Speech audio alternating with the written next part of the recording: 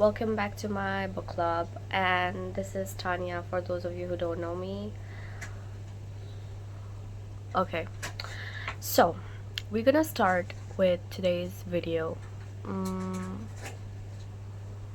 basically don't know what it is going to be, but I know that this whole video is going to be a rant session. So for those of you who feel like I'll be talking too much or I'm saying some things related to one of your liked or favorite books and you don't want to listen to it, you're like really free to not watch this video. But if you would want to know my opinion and why I feel like this, and you want to hear what I say, then you can.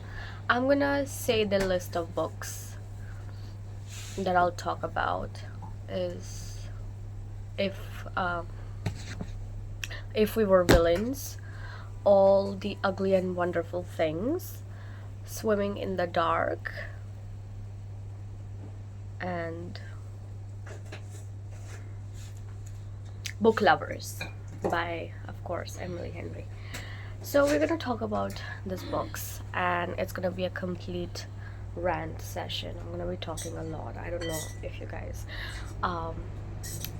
care about it, but anyways, I'm gonna start with Swimming in the Dark, and the author is I don't know if I can pronounce this well, but it's Thomas Dridrowski or Drowski, like I think some letter is silent. I don't know how I'm pronouncing it, but please don't mind it.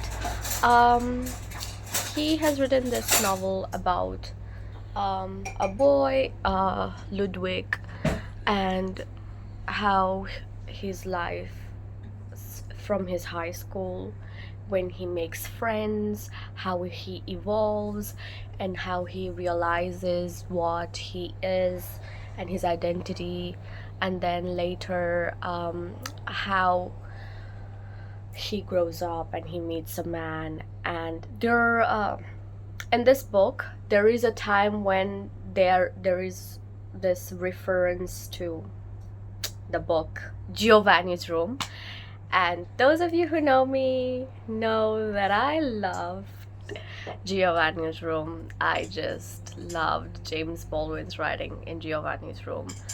I will connect Giovanni's Room with each and every book I can think of. So first I talked about Tin Man. Second is Swimming in the Dark.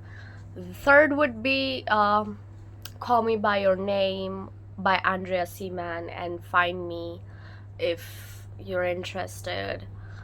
And yeah, basically Giovanni's Room is the go-to. Like, you have to first go to the basic. You have to first go and read Giovanni's Room, and then that's when you'll understand that, yeah, I was right. You know, it's connection. You build the dots. So this book was really fast. Like, it's not that long, it's short. You can just read it in one day. I finished it in 2 days because I was doing some other work in the middle, so of course. But it's just about everything a person wants to realize. Like, I feel it's really underrated. I just feel like it's really underrated. Although it's out there on the shelves and people know about it, people talk about it, nobody is realizing the fact that this book has a lot going on. Like, there is trauma, there's childhood thing, there is friendship, there is family, there is relationships. It's just that acceptance is the message, and everything. If I'm saying, I'm not gonna talk bad about this, obviously, because I'm gonna be biased. I loved this. Why would I say bad things? No. but I'll talk about if we were villains, and we're gonna talk bad things about this, okay? We're gonna talk. So, thank God I didn't buy a personal copy. I didn't get it from the library. I got it from my friend. And you can see she has stabbed some things. She has notes on this. Thank God you did it, Aunt. I love you. She is the bae. She did it for me. So she gave me this book because I was reading The Secret History by Donna Tartt, and I was so invested in that book. You wouldn't find me doing anything else but with the book. For a week, for a whole goddamn week, I was into the book, morning, evening, afternoon. Even during my classes, I would sometimes, find some way to just go through some pages because I was so obsessed with it. So she suggested this book, but she did warn me that this is based off like Shakespearean play, and like maybe it might not be my taste or something. And there is somebody else who I saw on Instagram, I forgot, but she has like a book page, and she suggested that those of you who read The Secret History, if you go for If We Were Villains, you need to put like a 3 months of a time gap, like at least 3 months or something, or more or something, after The Secret History. Don't just go running to this just because you think that, because you might get disappointed. That's what she meant. And me, because of course I want to get my nose into business. I know what's going on, and then I'm going to talk about it because that's my business. Did they listen to her? No. So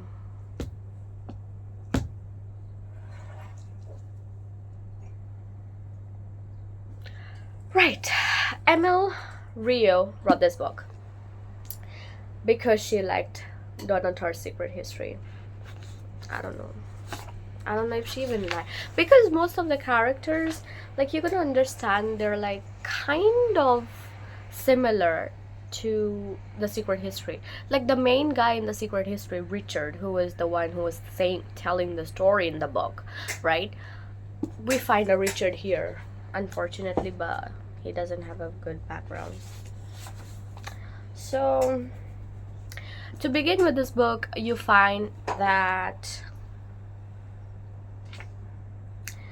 Oliver is in prison, and we find the inspector, the detective, who's trying to find out what's going on, and he's just there. He just wants to know what's the story because he knows that Oliver is lying.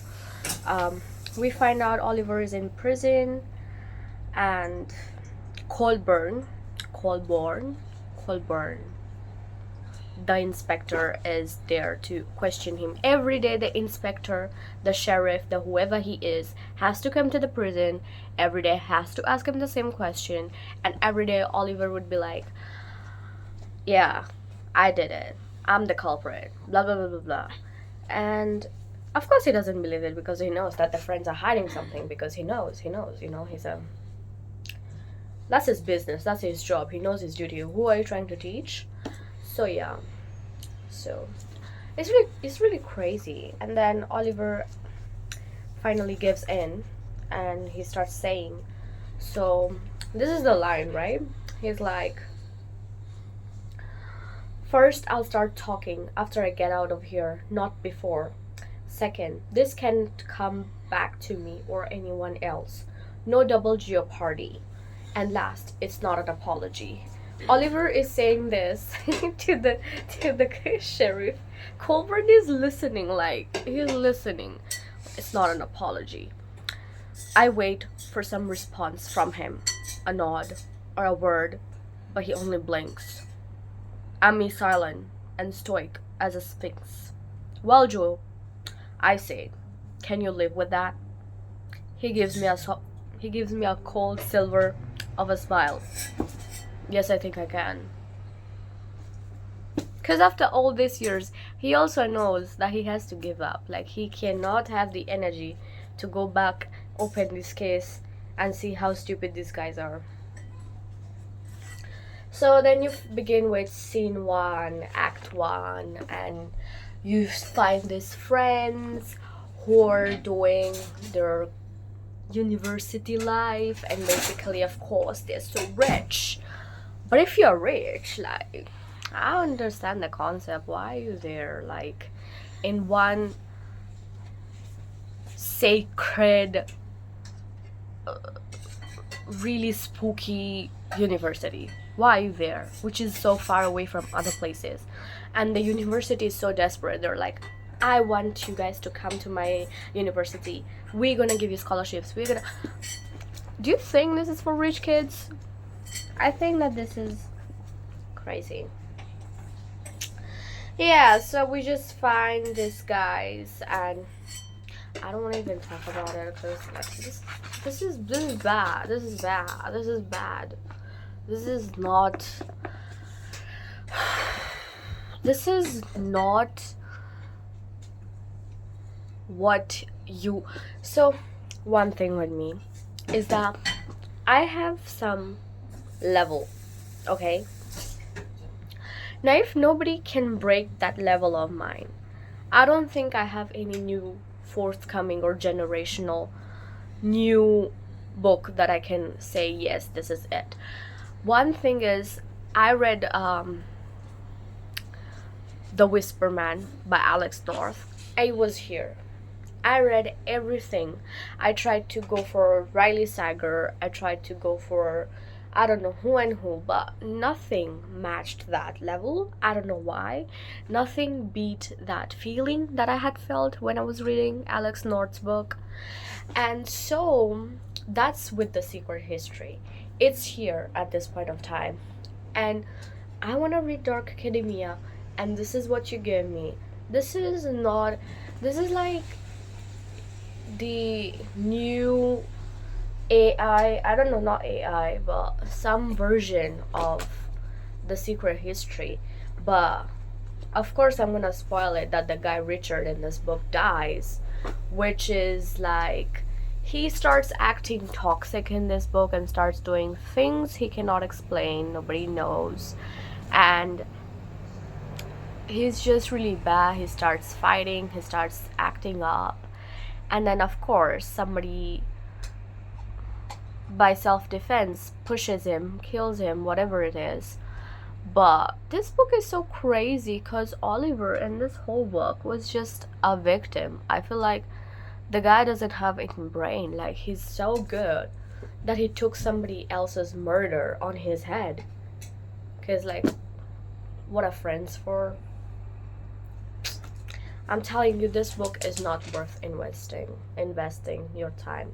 Like, if you want to, just because you want the pure absolute story and you just want to know what's happening, go for it. But otherwise, if you want to be like secret histories in your back of the mind and you want to go for this one, I'm telling you, don't go for this one. This is gonna kill you. I'm not gonna even talk about it more. Then we have fourth book. Was it fourth? 1, 2, 3. Third book, All the Ugly and Wonderful Things. And don't even get me started on that book. It's disgusting. I am telling you, All the Ugly and Wonderful Things by Brain Greenwood. So those of you who know, Taylor Swift, some years ago, she made a short film which was called All Too Well, All Is Well, something like that, if you know. And it was basically her relationship with this guy, where there was a big age gap, you know what I mean? Here, it's crisis, because we find our girl here 13, and I don't know, she comes from a family, the family are drug dealers. Spooky. And this came in 2016, but still, this book is crazy. It doesn't even make sense to me. So, of course, she's a drug dealer's daughter, and she has past trauma, childhood trauma. She has a lot of things going on. But there she is with some man who's like so older than her. Like, what are you trying to tell me? So, her name is Wavy. The name is the ick. Wavy. Wavy. Okay. Okay, you know what? Nothing. So, somebody's telling me that they're about to make a movie on this, or a series on this. And my question is, why would you? Like, nobody wants to know what's going on in this book. It's that bad. And they're starting to make like a movie on this. Do you actually think it's gonna help me? Like, I don't think these people understand how bad it is. Um, they just don't. I think they don't. I think they need help. So, I just struggled with this because it has a mother who's chronically depressed, and she spends her days like taking drugs, and then Wavy spends her nights memorizing the constellations and then sneaking food, and spends her days with keeping her little brother alive since no one else seems to do the job right. Like, trust me, if the kids are at home and a man comes in, gets into Wavy's room, the girl is just 13, she's just a child, teenager, just starts harassing her. These people they don't care. They don't know. They're just there. You know, they're those two people who you should actually kill because they're just there. They're doing nothing. So, essentially, this girl never got the chance to be a child. She has to be the one. And we see there are mental and emotional things going on here and there that would require professional help, which she doesn't get, of course. So what she gets instead, however, is a similarly troubled young man called Kellen. And she witnesses him wreck his motorcycle, comes to his aid at the age of 8, and the two develop a friendship over the course of the novel. However, their friendship develops into something more. So, do you see he's a man? This is a child. Like, they met when she was 8. You go to page 50 when she's 13, and she's like trying to give him a blowjob. Like, what the heck? Like, I'm telling you, this is not something you should do. Greenwood might be the fabulous writer, but in this book, I think it's horrendous to portray this, because this book goes hand in hand with the other book called Credence. I do not know the author's name, but I know it's Credence, and I know the book cover is so good. It's like forest, bushes, green, black. Because I loved the cover, okay? I even at one point loved the name Credence until I found out what it was. I was like, no.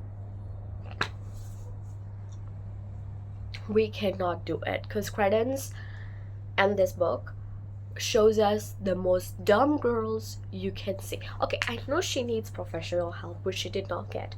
I know she needs that family help that she did not get. I know she didn't get anything, but at least she goes to school, right? So she knows what's right and wrong. Like, don't you know that at this point of time, this is crazy? This is crazy. Like, the age gap and the things that has happened, it doesn't just cover up for me. So it's just an icky feeling that I feel for this book. There's nothing good and inspiring about this book. You guys are totally free. If you want to go read it, be like, ha ha ha, I want to go try it. You should go try it, but I would say personally, no. They're swimming in the dark, all the ugly and wonderful things. If we were villains, it's a no for me. It's a no. you don't ask me anything further. The fourth book we're gonna talk about is Book Lovers by Emily Henry, and she's all over the page. She's everywhere. I haven't read the beach read, but from what I know from my friends and stuff, it's really good, and the reviews are good. And I do realize it's good because my friend just told me the story. But like, anyway, I haven't read the book, but Book Lovers, and also the other book, Happy Place. She wrote it, Emily Henry. I read that. I haven't read People We Meet on the Vacation, but people just say that it's not that good. It's just a replica of a beach read thingy, but like it's not that good. Like it's just there if you want to. But I didn't read it, and I don't know what to do. But I read this, and Book Lovers is about Nona. She's a self-built woman. She's boss lady, she's independent, she's everything. Okay. And then there's this guy Charlie. He's also like independent, he's punctual, he's like a little bit cold at one point. And these two people meet each other. We discover the first meeting, and then we discover the way they don't get along in the first meeting really well. But Nona has her own problems because her relationships are bad, and she has never cried for a man. She has her own childhood thingy because the dad left their mother when she had them. So yeah, that's the thing. And then Nona has a younger sister who's pregnant, and there's this sisterhood thing going on. So yeah, that's that. And then Charlie has his own take with his family, and let me see how these two guys get together. One thing with this book I didn't understand is like they meet the first time. The second time they meet is accidentally. Like the second time they meet is like when Nona has to go for her trip uh, with her sister because they're taking a break basically. But her sister has this thingy in the back of her mind that she wants her sister Nona to get someone basically because she has gone through bad relationships. So they have like this to-do list that they made in the plane, on the plane that they need to do. And the fifth thing on the list was like to get a boyfriend or something. So there they are for their trip, for their yay woo. They arrive at this place. It's villagey farmy place. I don't know. So that's that. That's that. And then she goes to a cafe, and she's in a queue, and she sees Charlie. So she's like, oh my god, this guy is stalking me. Like, girl, nobody is interested. Why would you think he's stalking you? Like, literally, he's there, you're there. If he was stalking you, he wouldn't be in the cafeteria ahead of you, he would be behind you. You know what stalking people, right? Like, at this point of time, I think you're stalking him. This whole scenario. And one thing with Emily Henry books is like she's like a movie kind of woman. Like, she likes to put rain, okay, and make moments happen when it's raining. And something with trauma and past with separation. Her most of books has something up related to separation or divorce or bad something, for some reason. And also with rain, and it's just basic things that her novel has. But it's just that with time a person changes something. She's changing it and changing the scenario, but I don't see good happening. So she, of course, they don't meet that time, but like that, when they actually meet, when they bump into each other, is when they start having a conversation. And then things start to get steamy and stuff, which is like you just met, and let's say you are even trying to figure out each other and trying to, you know, clear that what happened in the first meeting was past. Okay, those were my reasons why I acted like this, those were my reasons why I acted like that.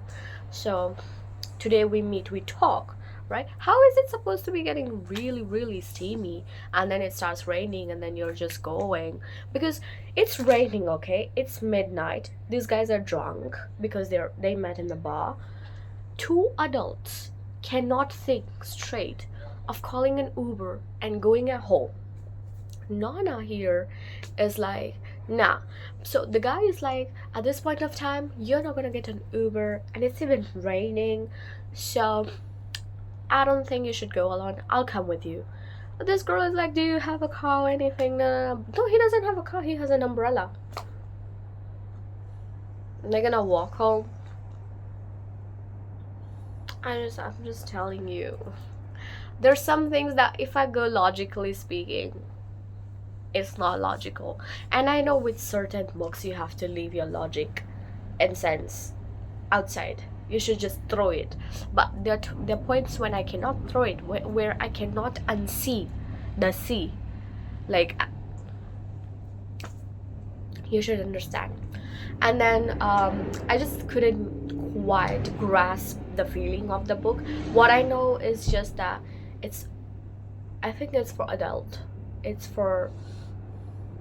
I would suggest this book to people who are in their 28 to 30 something. That's for you. Like, you should totally go read this book, but otherwise I don't think it has anything going on. So yeah, that one was also this for me, or like this. I don't know, it's just somewhere in the middle. So that's all. So you guys can comment down what you think about the books that I talked about. If you've liked any of these books, if you think that I should read something else, please suggest me, because I'm right now in a zone where I can't think straight, okay, because of these books. Like, I don't know what's going on. So you can suggest me, and have a good day. Bye. No, I don't think you understand. I'm obsessed.